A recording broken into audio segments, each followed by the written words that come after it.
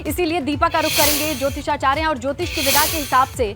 दीपा, ये समझना चाहेंगे कि कार्तिक में जो स्नान हम करते हैं, जो स्नान गंगा स्नान होता है, वो मंगल होता है, शुभ माना जाता है, शुभता का प्रतीक माना जाता है। और दूसरी तरफ सूतक में कहते हैं कि सारी शुभ चीजें करना वर्जित होता है, बस मानसिक पूजा की जा सकती है। स्नान को लेकर के क्या कहता है ज्योतिष? देखिए, जो लोगों के मन में कंसेप्ट क्लियर नहीं होते, उससे बहुत सारी चीज़ें इधर उधर हो जाती हैं। स्नान हमेशा ग्रहण के बाद किया जाना चाहिए या सूतक काल लगने के बाद किया जाना चाहिए। अब लोगों को नहीं पता है, उन्हें बस ये पता है कार्तिक पूर्णिमा है, ग्रहण लग रहा है, स्नान कर लिया। जिन्होंने 4 बजे स्नान कर लिया, वो स्नान ठीक है, अपना एक उसका महत्व है स्नान का। लेकिन अगर उन्होंने ग्रहण के चलते स्नान किया तो उस स्नान की वैल्यू नहीं है। अगर आपको स्नान करना है तो सूतक काल लगने के बाद स्नान करना चाहिए या फिर ग्रहण समाप्ति के बाद आपको स्नान करना चाहिए। इसका ज्यादा विशेष फल मिलता है। कोई भी ग्रहण हो, सूर्य ग्रहण हो या चंद्र ग्रहण हो, क्योंकि ये चंद्र ग्रहण है तो इसमें भी भले ही वो रात को क्यों ना खत्म हो, आपको रात को ही स्नान करना चाहिए।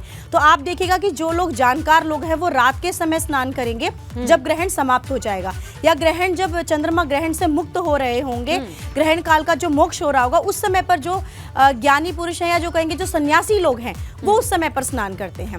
स्नान का अपना एक अलग महत्व होता है। जैसा कि मैंने बताया कि बहुत सारी ऐसी रेज जब चंद्रमा के छुप जाने से, बहुत सारी ऐसी रेज हैं जो हमारी बॉडी पर नहीं मिल पाती, तो बहुत सारी छोटी छोटी सी योनियां होती हैं जो कीड़े मकोड़े छोटे छोटे से इस तरह की जो अदृश्य होती हैं, वो हमारे शरीर में डेवलप होती हैं। स्नान का महत्व इसलिए किया जाता है कि गंगा का जो जल है वो पावन और पवित्र माना जाता है, जिन्हें साइंटिस्ट ने भी प्रूव किया हुआ है। तो उसके चलते गंगा स्नान का बहुत महत्व होता है। अगर आध्यात्मिक की दृष्टि से देखेंगे तो भी, अगर साइंटिफिक दृष्टि से देखेंगे तो भी, तो स्नान का अपना एक महत्व होता है। लेकिन मैं यही सभी से अपील करूंगी कि अगर आप स्नान करना चाहते हैं और ग्रहण के अवसर पर स्नान करना चाहते हैं तो कम से कम सूतक काल लगने के बाद स्नान कीजिए, उसका विशेष फल आपको प्राप्त होगा। और कार्तिक पूर्णिमा में भी स्नान का अपना महत्व है और सूतक के बाद अपने स्नान का महत्व है। ये दोनों चीजें मिला करके किस तरीके से देखा जाएगा दीपा? देखिए, कार्तिक का जो स्नान होता है वो क्यों कहा जाता है कार्तिक पूर्णिमा? अभी आपने देखा कल देव दीपावली थी।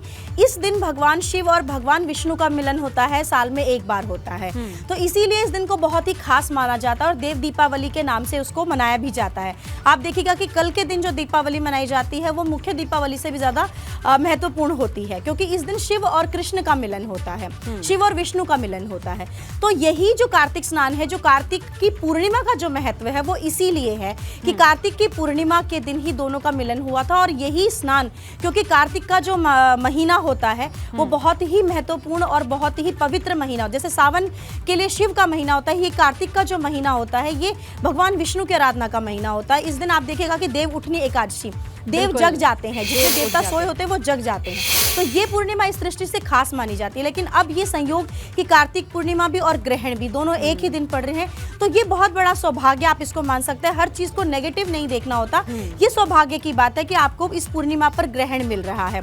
इस ग्रहण के दिन जितना आप जाप करेंगे, जितना आप पूजा पाठ करेंगे, अब यहाँ पर भी एक दोनों मतांतर हो जाता है कि पूजा पाठ नहीं करना चाहिए। बिल्कुल, पूजा पाठ यहाँ भगवान को छूने से मतलब है, यानी कि भगवान को छूना, स्पर्श करना वर्जित होता है। बिल्कुल। मानसिक पूजा आप जितनी मर्जी कर सकते हैं, मानसिक जाप कीजिए, बिल्कुल। और इसी मानसिक जाप के लिए तैयारी की जरूरत अगर है तो वो सिर्फ और सिर्फ आपको अपने मन को स्थिर करने की है और कुछ नहीं चाहिए आपको।